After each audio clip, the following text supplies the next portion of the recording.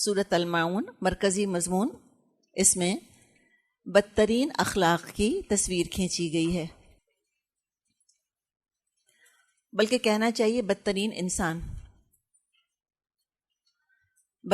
انسان کی تصویر کھینچی گئی ہے۔ زمانہ نزول تقریباً 4 نبوی بیان کیا جاتا ہے۔ آپ کو یاد ہوگا کہ ہم نے پہلے بھی ایک دفعہ بات کی تھی کہ معاشرے میں کتنی قسم کے لوگ ہوتے ہیں۔ یاد ہے آپ کو کہ 4 طرح کے لوگ ہوتے ہیں؟ دوبارہ سے ذرا سا اس کو دہرا لیتے ہیں۔ یہ 4 طرح کے لوگ کون ہوتے ہیں؟ ایک سمجھے جن کا کہ عقیدہ درست ہے اور اخلاق بھی بہت اچھا ہے، اندر باہر دونوں سے بہت اچھے ہیں، عقیدہ بھی درست، اخلاق بھی بہت اچھا، مخلص کہہ دیں، مومن کہہ لیں، محسن کہہ لیں، ان کو جو اچھا نام دینا چاہتے ہیں ہم دے دیں۔ یہ اللہ کے نہایت پسندیدہ بندے، اللہ مجھ کو اور آپ کو ایسا بنائے۔ اس کے بعد ایک کیٹیگری ہوتی ہے عقیدہ بالکل ٹھیک ہے، اخلاق بہت اچھا نہیں ہے۔ یہ ہوتا ہے، اس کو ہم مسلم کہہ لیں، مسلمان، ایک عام مسلمان ایسا ہی ہوتا ہے، عقیدہ صحیح ہے، شرک نہیں کرتا، گڑبڑ نہیں کرتا، لیکن اخلاق 19-20 ہوتا ہے، کبھی غصہ آ گیا، کبھی نہیں آیا، غیبت کر لی، کبھی خود غرضی کا شکار ہو گئے، کبھی جھوٹ بھی بول دیا، یہ چکر چلتے رہتے ہیں۔ تو یہ کیٹیگری ہے۔ تیسری کیٹیگری ہوتی ہے کہ عقیدہ غلط ہے، شرک ہے، کفر ہے، لا خدا ہے، ایتھسٹ ہے، اگنوسٹک ہے، مشرک ہے، پولیتھیسٹ ہے، کچھ بھی ہے، عقیدہ خراب ہے اس کا۔ تو خراب عقیدے کے ساتھ اخلاق اچھا ہو سکتا ہے؟ شاباش، صحیح جواب دیا۔ اگر عقیدہ خراب ہے، کوئی اللہ کو نہیں مانتا، غریبوں کی خدمت کر سکتا ہے، سچ بول سکتا ہے، اچھا ہو سکتا ہے، تو پھر ہم نے کہا نہیں کافر ہے نا، وہ تو اچھا ہوگا ہی نہیں۔ اور ساری خوبیاں کس میں؟ ہم میں۔ کیوں؟ اس لیے کہ ہم مسلمان ہیں، اس لیے سارے مسلمان اچھے اخلاق کے ہوتے ہیں؟ نہیں ہوتے۔ تو وہی تم کیٹیگریز دیکھ رہے ہیں تاکہ ذہن کھلے ہمارا تھوڑا سا۔ عقیدہ بالکل غلط، اخلاق اچھا، غیر مسلم ہے، یہ اچھا انسان ہے، بیسکلی اچھا انسان ہے، وہ لوگوں کے لیے فائدہ مند ہے۔ پھر چوتھی کیٹیگری کیا ہوگی؟ پہلی کیٹیگری کا ایگزیکٹ اپوزٹ۔ پہلی کیٹیگری کیا تھی؟ عقیدہ بالکل درست، اخلاق بالکل درست، اللہ کے پسندیدہ ترین انسان۔ سارے انبیاء اسی کیٹیگری میں آتے ہیں۔ جو چوتھی کیٹیگری ہے، یہ خود امیجن کر لیں، عقیدہ بھی غلط، اخلاق بھی بدترین، یہ اللہ کے مبغوض انسان، نفرت ہے اللہ کو ایسے لوگوں سے، نہ اندر خیر نہ باہر خیر، بدترین انسان، اپنے لیے بھی برا، دوسروں کے لیے بھی برا، آخرت میں تو جہنم میں جائے گا ہی جائے گا، دنیا کی زندگی بھی دوسروں کی جہنم بنانے والا۔ وہ جو ہم نے ویل لکل ہمزۃ لمزہ میں جو کہ ہم نے اخلاق دیکھا تھا، تو یہاں جو یہ والی صورت ہے، اس میں چوتھی کیٹیگری کی اخلاقی تصویر کھینچی گئی ہے۔ غلط عقیدہ، غلط اخلاق، یعنی کہ جہنمی، بیسکلی جہنمی کیسا ہوتا ہے اس کا نقشہ کھینچا گیا ہے۔ اور بہرحال نام کوئی نہیں دیا اللہ نے یہاں پر، ہر شخص خود اپنے اندر جھانک کر دیکھ لے کہ کہیں میری بات تو نہیں کی جا رہی۔ تو اللہ تعالیٰ نے فرمایا، بسم اللہ الرحمن الرحیم، ارأیت الذی یکذب بالدین، دیکھا آپ نے اس شخص کو جو آخرت کی جزا سزا کو جھٹلاتا ہے؟ کیا گڑبڑ ہے اس میں؟ عقیدے کا پرابلم ہے۔ تو ارأیت سوال کا سا انداز ہے کہ اے عقل والے، کیا تم نے غور کیا؟ ایک کریکٹرز کیا چاہ رہا ہے؟ ٹو ہوم اٹ میں کنسرن، دیکھ لو، ٹو ہوم اٹ میں فٹ، توجہ مبذول کرائی جا رہی ہے، کنٹمپلیٹ کرو، پونڈر کرو۔ تو یہ غور کرنے کے لیے ایک جب دعوت دینی ہوتی ہے تو اس طرح کا قرآن انداز اختیار کرتا ہے۔ 2 طرح کے سوال آتے ہیں، یا تو شروع ہوتے ہیں ارأیت، یا شروع ہوتے ہیں الم تری، ایسے آتے ہیں، ارأیت الم تری، یہ ہم بہت دیکھیں گے قرآن میں۔ کیا ہے پہلا جرم اس کا؟ کہ دیکھیں ذرا اس کو، یکذب بالدین، جھٹلاتا ہے جزا اور سزا کو۔ اب آپ غور سے سن رہے ہیں کہ نہیں؟ دراصل 30ویں پارے پر پہلے بات کرنا اسی لیے ضروری سمجھا گیا کہ اس میں عقیدہ درست ہو جاتا ہے۔ نمبر 1. نمبر 2 اخلاق. کتنی ساری اخلاقی تعلیمات ہیں جن کو کہ ہم اس میں پڑھ رہے ہیں. اس لیے کہ عقیدہ اور اخلاق درست ہوگا وہ تعمیر شخصیت ہوگی, یہ ہیومن ریسورس ڈیولپ ہوگا, وہی تو آگے جا کے شریعت کا بوجھ اٹھا سکے گا. سالڈ پرسنالٹی ہی نہیں ہے, ڈیفیکٹو پرسنالٹی ہے, ویک پرسنالٹی ہے, ڈسٹارٹڈ پرسنالٹی ہے, وہ تو ساری شریعت ڈسٹارٹ کر دیں گے جب اس کو لے کے چلیں گے. اب یہ گلاس ہے, اس گلاس میں کریک ہوگا تو کیا پانی رہے گا؟ یہ گلاس خود ہی گندا ہوگا, پانی صاف رہے گا؟ پانی خود تو صاف تھا, گلاس میں گرنے کی وجہ سے وہ گندا ہو جائے گا. بالکل شریعت کی مثال ایسی ہے. کریکٹ شخصیتیں شریعت نہیں سنبھال سکتی, اتنے بڑے بڑی ڈیفیکٹس ہیں وہ نہیں سنبھال سکتی, خود گندگی بھری ہوئی اندر, ان سے نہیں شریعت سنبھل سکتی.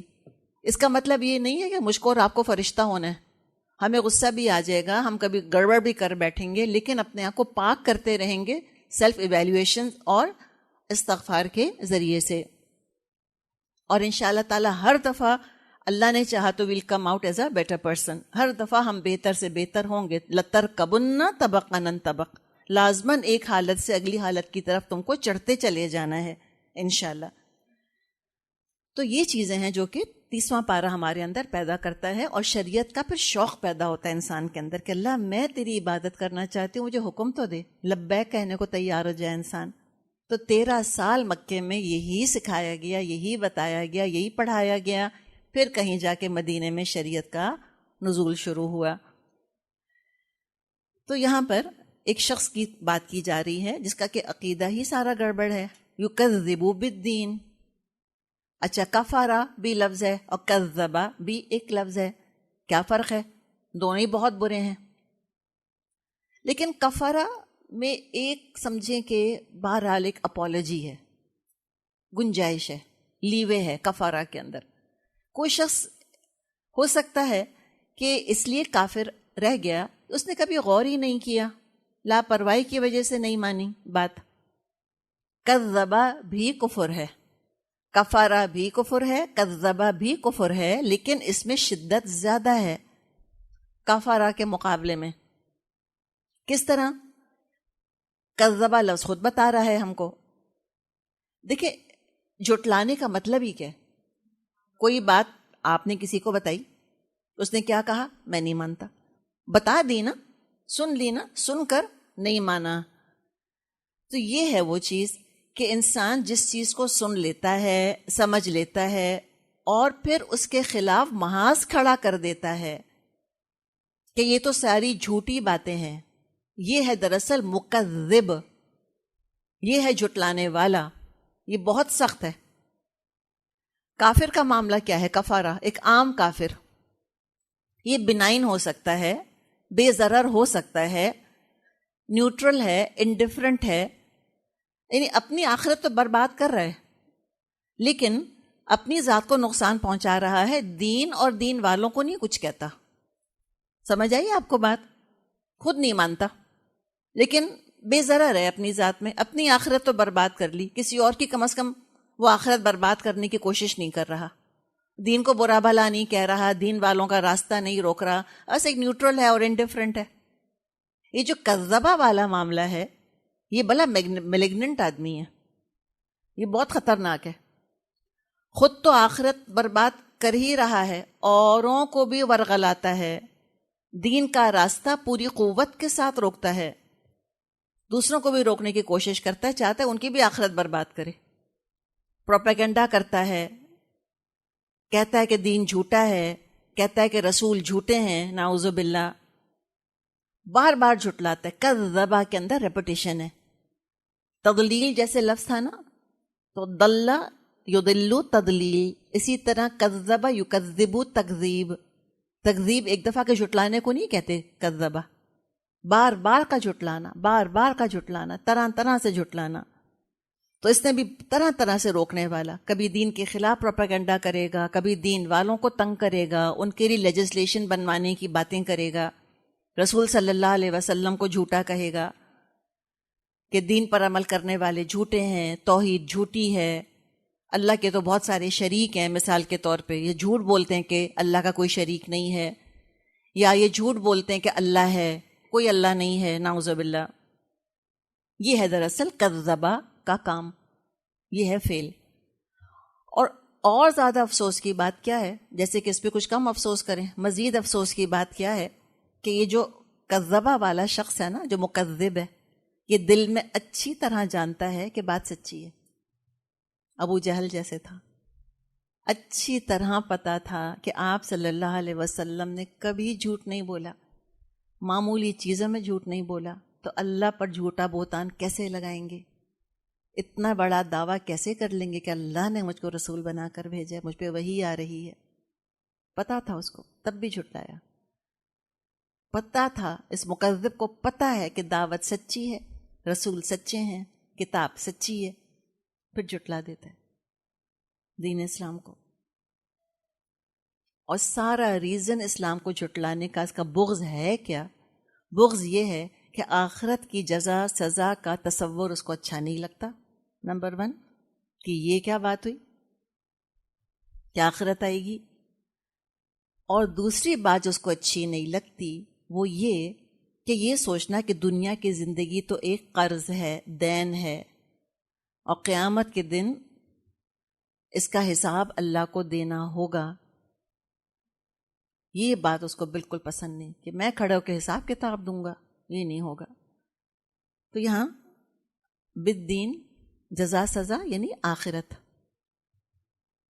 اچھا، اور ہر کفر کی، چاہے وہ تکذیب ہو یا نارمل کفر ہو، کفر کی اصل جڑ میں دراصل آخرت کا انکار بیٹھا ہوا ہوتا ہے۔ آخرت کو نہیں ماننا ان کو، وہ آخرت جو کہ قرآن نے بتائی ہے۔ تو یہ تو عقیدے کا پرابلم۔ عمل بھی دیکھیں بھی، بہت سے لوگ آخرت کو جھٹلاتے ہیں، بہت سے لوگ اللہ کو نہیں مانتے، لیکن بڑے بڑے آرفنیجز بنائے ہوئے ہیں انہوں نے، بہت کچھ ڈاؤن ٹراڈن لوگوں کا خیال کرتے ہیں۔ اس میں تو وہ بھی نہیں ہے۔ کیا کرتا ہے؟ فَذَلِكَ الَّذِي يَدُعُّ الْيَتِيمَ، وہی تو ہے جو یتیم کو دھکے دیتا ہے۔ فَذَلِكَ الَّذِي يَدُعُّ الْيَتِيمَ، آخرت کو مانتا نہیں، بہت ساری خرابیاں پیدا ہو جاتی ہیں آخرت کو نہ ماننے سے۔ سب سے بڑی برائی کا ذکر کیا گیا یہاں پر کہ مسلمان تو نہیں ہے، انسان بھی نہیں ہے، یہ تو یتیم کو دھکے دیتا ہے۔ وَلَا يَحُضُّ عَلَىٰ طَعَامِ الْمِسْكِينِ، اور مسکین کو کھانا کھلانے کی ترغیب بھی نہیں دلاتا۔ لوگوں کو بھوکا دیکھتا ہے، خود کھلانا تو دور کی بات، کسی سے کہتا بھی نہیں کہ بھئی تم کھلا دو۔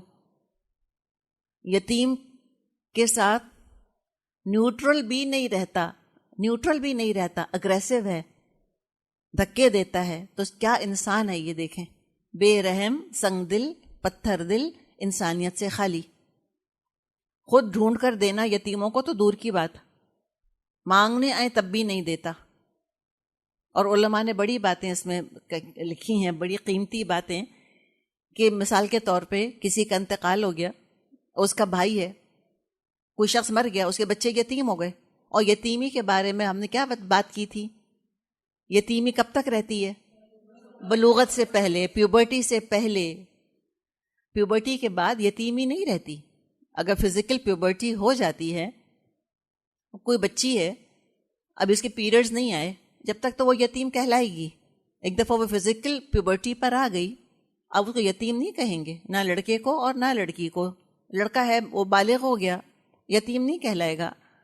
تو اگر کوئی انسان ہے، وہ مر گیا، چھوٹے چھوٹے بچے چھوڑے، یتیم اس نے، چچا موجود ہیں، اب بجائے کہ وراثت کی حفاظت کریں، یتیم بھتیجوں کو، بھتیجیوں کو حصہ دیں، دھکا دے دیتے ہیں یتیموں کو، ان کی وراثت بھی نہیں دیتے ان کو، اور دشمن ہو جاتے ہیں ان کے۔ اور آپ دیکھیں کیا کچھ ہوتا ہے ہمارے اپنے معاشرے کے اندر، یہ سارا کچھ ہو رہا ہے۔ ہم کیا جاہلی معاشرے کی بات کریں، ہم تو چلتا پھرتا خود اشتہار ہیں جاہلی معاشرے کا، بہت ساری چیزوں میں جان کے دشمن بن جاتے ہیں ان کے، کہ کہیں ہمارے بھائی کی وراثت ان کے بچوں کو نہ مل جائے، تو دھکے دے دیتا ہے یتیم کو۔ سر پہ ہاتھ رکھنا تو دور کی بات، حق نہیں دینا چاہتا ہے، احسان کہاں کرے گا۔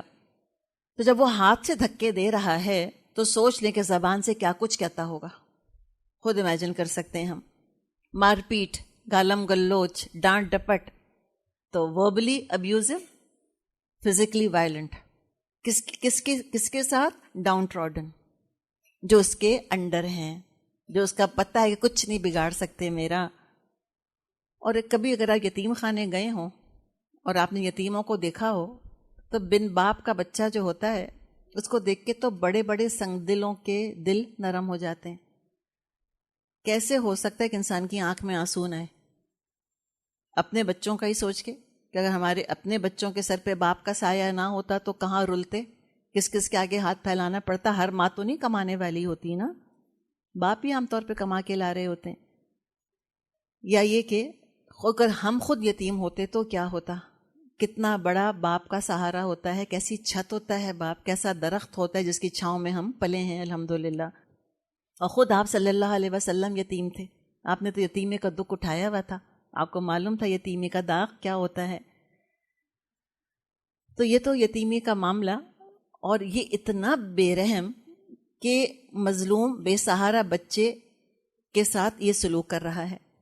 تو یہ ذالکہ کا لفظ بڑا خوبصورت ہے یہاں پہ, فذالک الذی یدعو الیتیم. یہ ذالکہ کہاں کا اشارہ ہے, قریب کا کہ دور کا؟ دور کا. نفرت کی وجہ سے اللہ بات بھی کر رہا ہے اس سے نا, تو دور سے, ڈسٹنس کے ساتھ. نفرت ہے اللہ تعالیٰ کو بے رحم جابر لوگوں سے.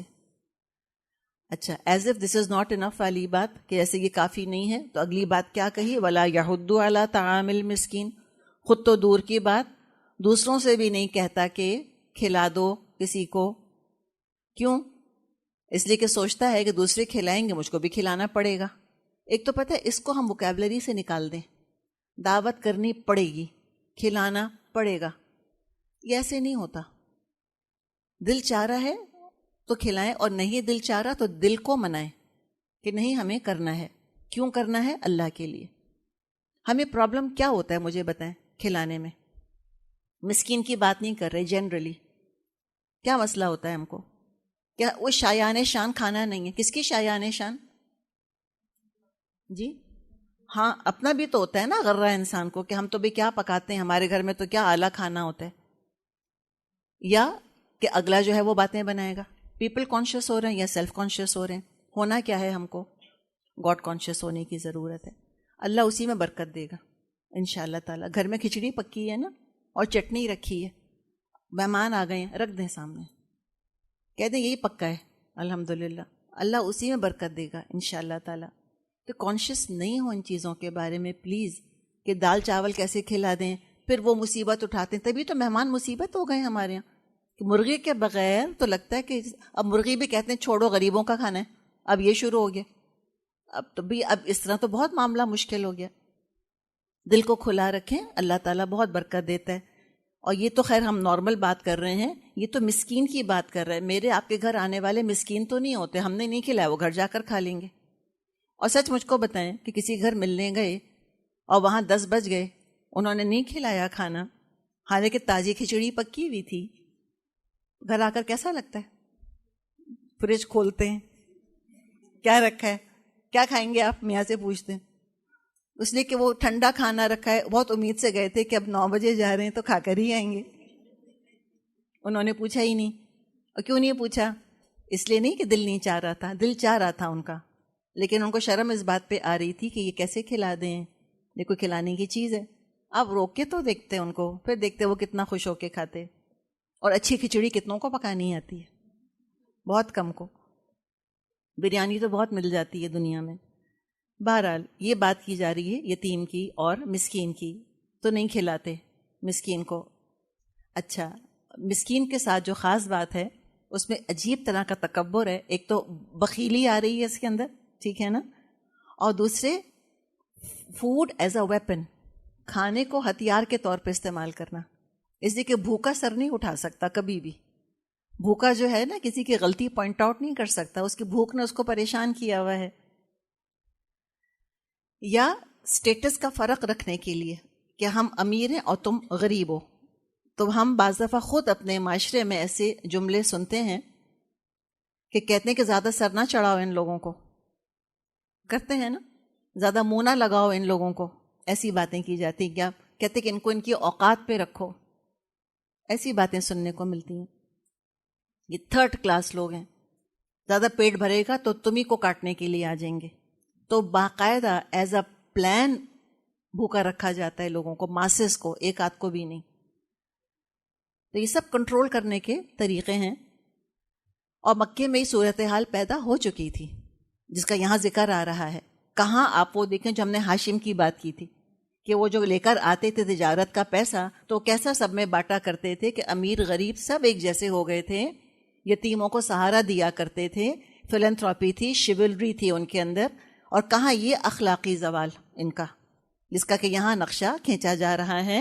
تو آپ صلی اللہ علیہ وسلم نے جس معاشرے میں آنکھ کھولی تھی وہ ایسا معاشرہ بن گیا تھا, اتنا بے رحم, اتنا خود غرض, اتنا سنگ دل. ان بدترین لوگوں کو آپ نے تبلیغ کی ہے. اچھا ہم کس کو تبلیغ کرنا چاہتے ہیں؟ ہاں اپنے آپ کو تو کرنی چاہیے. ہم جب کسی کو بتانا چاہتے ہیں ہم رسپانس کیا چاہتے ہیں؟ کیا فوراً سب بات مان لیں یا ہم چاہتے ہیں کہ ہم فرشتوں سے بات کریں؟ اگر رسولوں نے یہ معیار بنا لیا ہوتا جو ہم نے معیار بنا لیا تو رسولوں کو تو کہنا چاہیے تھا اپنی قوموں سے کہ تم جیسے گناہ گاروں سے میں بات نہیں کرتا, یہ کہنا چاہیے تھا نا. تو ہم اپنی طرف سے سمجھتے کہ ہم بڑے متقی ہیں. وہ فلاں میری فرینڈ, وہ پوچھتے ہیں بھائی تمہاری فلاں فرینڈ کہاں گئی, وہ حجاب نہیں کرتی, میں نہیں ملتی اس سے. وہ فلاں فرینڈ اس کا ہسبینڈ ڈرنک کرتا ہے, میں نہیں ملتی اس سے. تو پھر کس سے ملتی ہیں آپ؟ فرشتوں سے. جبریل علیہ السلام آتے ہیں کہ آپ سے ملنے کے لیے. تو فائدہ تبلیغ کا. تو رسول بھیجے کب جاتے تھے؟ جب قومیں فرشتے بن چکی ہوتی تھیں. جب کب رسول بھیجے جاتے تھے قوموں کی طرف؟ جب وہ گناہوں میں ڈوبی ہوئی ہوتی تھیں. تو یہ ہم نے کیا ایٹیٹیوڈ اختیار کر لیا ہے پتہ نہیں کہ فلاں گناہ گار اس سے نہیں ملیں گے تو پھر ہم کون ہیں؟ ہم بڑے متقی ہیں. اس لیے یہ ایٹیٹیوڈ نہیں ہونا چاہیے. اللہ تعالیٰ نے دیکھے کس قوم کی طرف بھیجا ہے آپ صلی اللہ علیہ وسلم کو, اور ٹھیک ہوئے کہ نہیں ہوئے؟ بالکل ٹھیک ہوئے الحمدللہ. اپنی فطرت ان کی ریسٹور ہوئی الحمدللہ. تو بیسک کام کرنا کس چیز پر چاہیے؟ اپلفٹ کے اوپر, سوشل اپلفٹ پہ کام کریں. نکلیں گھروں سے, جائیں, دیکھیں یتیم خانوں میں کیا ہو رہا ہے, بے سہارا لوگوں کے ساتھ کیا ہو رہا ہے, بیوائیں کیا کر رہی ہیں, عدالتوں میں, جیلوں کے اندر یا عدالتوں میں کیا ہو رہا ہے. جائیں, کچھ نکلیں, دیکھیں تو معاشرے میں ہے کیا تصویر. اے سی والے کمرے میں بیٹھ کے تو بغیر پسینے کے پڑھنا بہت اچھا ہے. نکل کر جائیں اور دیکھیں کہ ان ریالٹی اسمیل کہتے کس کو ہیں اور بھوک کہتے کس کو ہیں. کہ لوگوں نے جب دودھ دیکھا کہا کہ ہمارے بچوں نے آج تک دودھ نہیں پیا. ایسی غربت کے لوگ کپڑے پھینک دیتے ہیں اس لیے کہ دھونے کے لیے پانی ہی نہیں ہے ان کے پاس. وہ پئیں گے کہ کپڑے دھوئیں گے؟ یہ ہے غربت کا حال. اور ہم سے غربت بہت دور نہیں ہے. میں اور آپ امریکہ میں نہیں رہ رہے جہاں غربت کا معیار یہ ہوتا ہے کہ پرانی گاڑی ہے ہمارے پاس. یہ ایسی جگہ نہیں ہے ہم رہ رہے. تو کہا کہ تو یتیم کو دھکے دیتا ہے. اب آگے کچھ ان کی عبادت کا ذکر ہے. ہم کہیں لو یہ کہاں سے عبادت کرنے لگ گئے؟ تو یاد رکھیں کہ مشرکین مکہ دین ابراہیمی پر تھے, اور دین ابراہیمی کے ریمننٹس, اس کے آثار باقی تھے.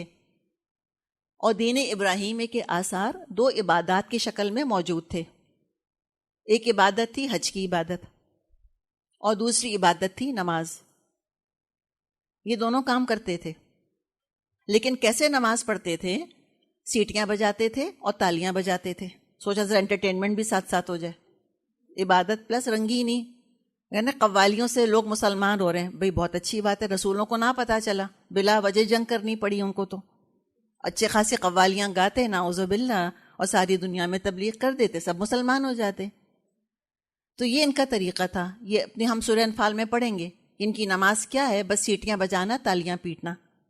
اور کس مقصد کے لیے نماز پڑھنی ہے سب بھول چکے تھے, کچھ نہیں یاد رہا تھا ان کو. تو اس کا ذکر کیا, فویل للمصلین, تباہی ہے ان نماز پڑھنے والوں کے لیے. کون ہے یہ؟ الذین هم عن صلاتہم ساہون, جو اپنی نماز سے غفلت برت رہے ہیں. کہ نماز کا ان کو پتہ ہی نہیں کہ کس وجہ سے نماز پڑھنی ہے. تو نماز کا ذکر کر کے بے روح جو عبادتیں ان کی تھیں اس کی طرف توجہ دلائی ہے. نماز سے غافل, نماز کے مقصد سے غافل, رسول صلی اللہ علیہ وسلم کے طریقے پر آنا نہیں چاہتے. ابراہیم علیہ السلام کا جو طریقہ تھا نماز کا اس کو تو کب کا بھول چکے. نماز پڑھتے بھی تھے تو صرف کس کے لیے فرمایا؟ الذین هم یراؤون, جو کہ ریاکاری کرتے ہیں, صرف دکھاوے کے لیے, بس لوگوں پر ایک روب جمانے کے لیے کہ دیکھو ہم کتنے دیندار ہیں. اور کیوں لوگوں کے سامنے دیندار بننا ہے؟ تاکہ لوگ چڑھاوے چڑھائیں, تاکہ تحفے تحائف لائیں, نظریں نیازیں لے کر آئیں, خوب شہرت ہو, خوب تعریفیں ہوں, واہ واہ کریں لوگ. پھر دعائیں منگوائیں اور پانی کی بوتل بھی لے کر آئیں. کیوں؟ پانی کی بوتل کیوں لیں؟ پھونک دیں، پھونک نہیں سکتے تو تھوک دیں. جی ہاں، لوگ کہتے ہیں تھوکیں اس کے اندر. اپنے اپنے پیروں کے پاس وہ کہتے ہیں کہ ان کا پہ تھوک چاٹتے ہیں. مجھے بتائیں کوئی کس کا تھوک چاٹ سکتا ہے جب تک کہ اس سے بہت زیادہ امپریس نہ ہو؟ اور کوئی چٹوا سکتا ہے؟ اپنی سگی اولاد کو کبھی اپنا تھوک نہ دے انسان. تو آپ سوچیں، لگتا ہے نا جیسے آج کی بات ہے، یہ کوئی قرآن پرانا ہے، یہ تو لگتا ہے کہ آج اترا ہے، جیسے اتنا تازہ ہے، اتنا فریش ہے. ایسے دکھاوا کرتے ہیں کہ دراصل چاہتے ہیں دنیا کی دولت، اور دینداری کے پردے میں خوب دکانداری ہو رہی ہوتی ہے. نہ نماز میں اخلاص، نہ اللہ کی یاد، نہ قبولیت کی فکر، نہ نبی کی سنت کا لحاظ. بس لوگوں کے سامنے ہوں گے لمبے سجدے، تنہا ہوں گے پڑھیں گے ہی نہیں. فکر ہی نہیں کب نماز کا وقت آیا کب چلا گیا. کوئی فکر نہیں کہ ایک دن کھڑے ہو کے اللہ کو حساب بھی دینا ہے. پڑھ لی تو پڑھ لی، نہ تو نہ صحیح. دل چاہا تو پڑھ لی، نہیں تو نہیں پڑھی. مکے گئے تو پڑھ لی، اور واشنگٹن گئے تو نہیں پڑھی. ہاں، چوائس سمجھا. جہاز میں بیٹھے تو نہیں پڑھی. جہاز میں کیسے پڑھیں؟ کب لوگوں سے آپ کبھی کہیں نا کہ نماز پڑھنے، کہتے ہیں وضو نہیں ہے. سب سے کامن چیز، فوراً باتھ روم کا راستہ دکھا دیں، کہہ دیں یہ رہا پانی. پھر کچھ اور کہہ دیں گے پاک نہیں ہے. اب عورتوں کیا کریں تو چپ ہو جاتے ہیں. ہم کیا کہہ سکتے ہیں؟ پتہ نہیں مردوں میں کیا معاملہ ہوتا ہوگا. تو بہرحال یہ نمازوں کا بہت برا حال ہے جو کہ بیان کیا جا رہا ہے. 2 خرابیاں نماز کی، ایک ساہون اور ایک یراؤن. اللہ تعالیٰ میری آپ کی نمازوں کو محفوظ رکھے. ابھی ساہون پہ تھوڑی اور بات کریں گے انشاءاللہ. اچھا، اس سے پہلے کہ ہم ساہون پر اور بات کریں، 2 ٹرمز سمجھ لیں. ایک ہے سہو، سین ہا واو سہو، انس صلاۃ، ان کا لفظ آ رہا ہے. نماز سے غافل. کیسے غافل؟ کچھ نہیں پتا. فجر، ظہر، عصر، مغرب، عشاء ان کو پتہ ہی نہیں. کبھی بعض لوگوں کے گھروں میں جائیں ان کو قبلے کا ڈائریکشن بھی نہیں پتا ہوتا. پوچھیں نا کہ بھئی ہم قبلہ کس طرف ہے، بچے کہتے ہیں پوچھ کے بتاتے ہیں. تو اماں کو کیا پتا کہ قبلہ کس طرف ہے؟ لٹرلی گھر والوں کو کچھ نہیں پتا ہوتا نماز کے بارے میں. یہ کیا ہے؟ سہو انس صلاۃ. یہ تو بہت بڑا کبیرہ گناہ ہے. ان کے ساتھ آتا ہے. ایک ہے سہو، سین ہا واو سہو فی الصلاۃ، نماز میں بھول جانا، جس پر ہم سجدہ سہو کرتے ہیں. رائٹ؟ کلیئر ہوا آپ کو؟ السہو عن الصلاۃ یہ تو کبیرہ گناہ ہے، اور سہو فی الصلاۃ یہ تو کوئی بھی ایسا نہ ہوگا جس سے کبھی نہ کبھی یہ نہ ہوا ہو کہ نماز میں ہم کچھ بھول چوک گئے تھوڑا بہت. تو فرمایا کہ یہ تو ان، یہاں بتائیے کیا لفظ آ رہا ہے؟ فی کے ان آ رہا ہے نا، یعنی کہ کبیرہ گناہ. بالکل نماز سے غافل ہیں. مقصد سے الذین هم یراؤن، یہ وہ لوگ ہیں جو کہ دکھاوا کرتے ہیں. اور پھر وہی والی بات، as if this is not enough. اور کیا خرابی ہے؟ وَيَمْنَعُونَ الْمَاعُونَ، اور معمولی ضرورت کی چیزیں لوگوں کو دینے سے گریز کرتے ہیں. معاون یہ بھی لفظ اور کہیں نہیں آئے گا قرآن میں، یہیں آیا ہے. معاون کا ایک مطلب زکوٰۃ لیا گیا ہے. زکوٰۃ کیوں لیا گیا؟ اس لیے کہ 100 میں سے اللہ نے کتنا مانگا ہے مجھ سے اور آپ سے؟ 2.5، بس 2.5% مانگا ہے. وہ تھوڑا ہی تو ہے، بہت تھوڑا ہے. 97% تو نہیں مانگا اللہ نے. لیکن جو زیادہ کامن مطلب ہے وہ یہ ہے کہ عام استعمال کی چیزیں، جیسے کہ یہ ہوتا رہتا ہے آپس میں، دوسرے سے انسان کوئی نہ کوئی چیز مانگتا ہے.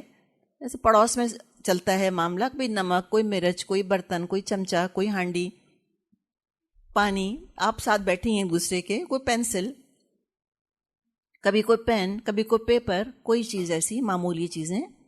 تو اتنے کم ظرف ہیں کہ چھوٹی چھوٹی چیزیں بھی کسی کو نہیں دیتے. کوئلوں پر بھی مہر ہے ان کے ہاں، آلو پیاز پر بھی مہر ہے ان کے ہاں. ماسی کہہ رہی ہے باجی ڈبہ خالی ہو گیا میں لے جاؤں؟ نہ رکھو مجھے کام ہے اس کا. باجی میں ریپنگ پیپر لے جاؤں؟ نہیں رکھو مجھے کچھ ریپ کر کے دینا ہے اس کے اندر، چاہے وہ پھکے گا بعد میں. باجی پلاسٹک کی بوتلیں خالی ہو گئی ہیں لے جاؤں؟ نہ رکھو مجھے اس میں تیل رکھنا ہے. سمجھ آئی بات آپ کو؟ اب قریب آئی پکچر کچھ تھوڑی سی. باجی آپ کا جوتا ٹوٹا ہوا. اب باجی کے جوتے ہیں ماشاءاللہ کہ اوپر سے نیچے تک ریکس بھرے پڑے. وہ ایک جوتا وہاں پڑا ہوا ہے جو 2 سال سے نہیں پہنا. باجی میں جوتا لے جاؤں ٹوٹا ہوا؟ نہیں رکھو میں ٹھیک کرا کے پہنوں گی. سمجھ آئی آپ کو بات؟ یمنعون الماعون. چھوٹی چھوٹی چیزیں روک لیتے ہیں. باجی سالن بچ گیا تھوڑا سا میں بچوں کے لیے لے جاؤں؟ نہیں رکھو کیا پتہ شام کو مہمان آ جائیں. اب سڑے گا, سڑ کے پھینک دیں گے اس کو, لیکن دیں گے نہیں. تو یہ معمولی رحم کے کام نہیں کر سکتے. اسمال کائنڈنیسز ان سے نہیں ہوتی. تو بہت اللہ سے دعا کرنے کی ضرورت ہے کہ اللہ تعالی ہمارے عقیدے کو پاک کرے, اللہ تعالی ہمارے کردار کو پاک کرے, اللہ رحم پیدا کرے ہمارے اندر, اللہ ہمیں سخی کر دے. اور سب سخی ہو سکتے ہیں. بڑے بڑے امیر دیکھیں جو بڑے کنجوس ہیں, اور بڑے بڑے غریب دیکھیں جو کہ بڑے سخی ہوتے ہیں الحمدللہ. تو سخی ہونے کا اور کنجوس ہونے کا پیسے سے کوئی تعلق نہیں ہے, یہ انسان کا کردار ہے ایک. اور دعا کریں کہ اللہ تعالی ہماری نمازوں کو سہو سے یعنی کہ غافل ہونے سے نماز سے اور دکھاوے سے بچا لے.